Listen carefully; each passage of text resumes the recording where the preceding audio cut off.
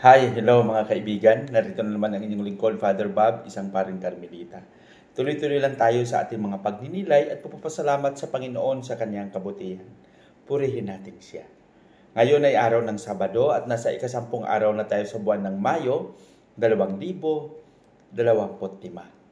Ang ating ibanghilyo sa araw na ito ay ibahagi sa ating San Juan Kapitulo 6, versikulo 60 hanggang 69. Pang-apat na araw na tayo na talagang ipinagpatuloy natin ang buong kapitulo ng Ebanghelyo ni San Juan, Kapitulo 6. At dito napapansin natin, gaya ng sinasabi ko, na talagang pinapadama at ipinapahayag ni Jesus ang kanyang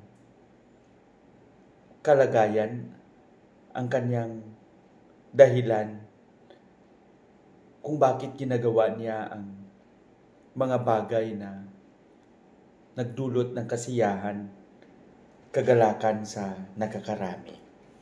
Ngunit hindi rin maiwasan na talagang mayroon ding iilan na walang ginawa kundi bantayan si Jesus. Mayroon ding iilan na talagang nahihirapan sila at naguguluhan sa aspeto ng paniniwala nila kay Jesus. Kaya dito sa bahagi ng ating Ebanghelyo, marami ang naniwala na talagang lumisan. Nilisan nila si Jesus o umalis sila.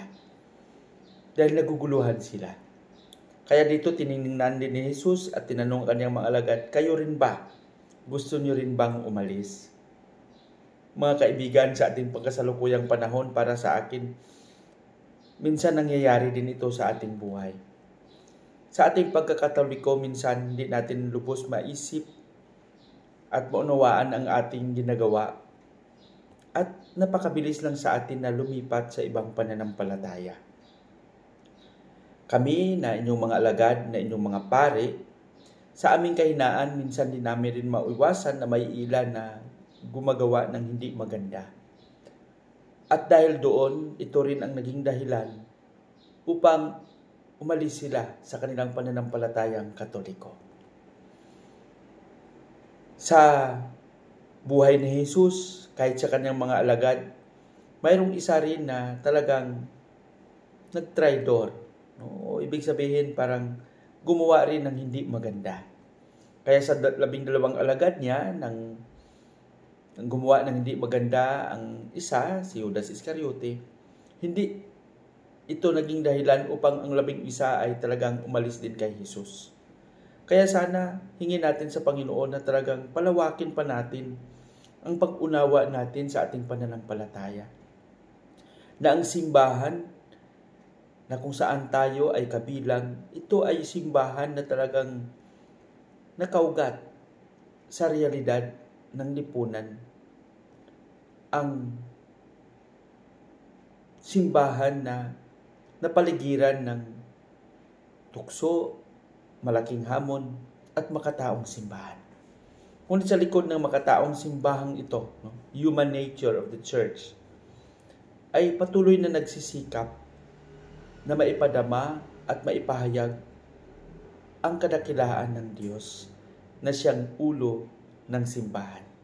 Kaya sana tayo na mga kaanib at naniniwala kay Kristo ay patuloy na magsikap at ang lahat ng mga pangyayari sa ating daan bilang manlalakbay at iisang simbahan, sana hindi maging dahilan upang magkaroon tayo ng kaguluhan sa ating isip sa dahilan na naunawaan natin ng mabuti ang ating katayuan.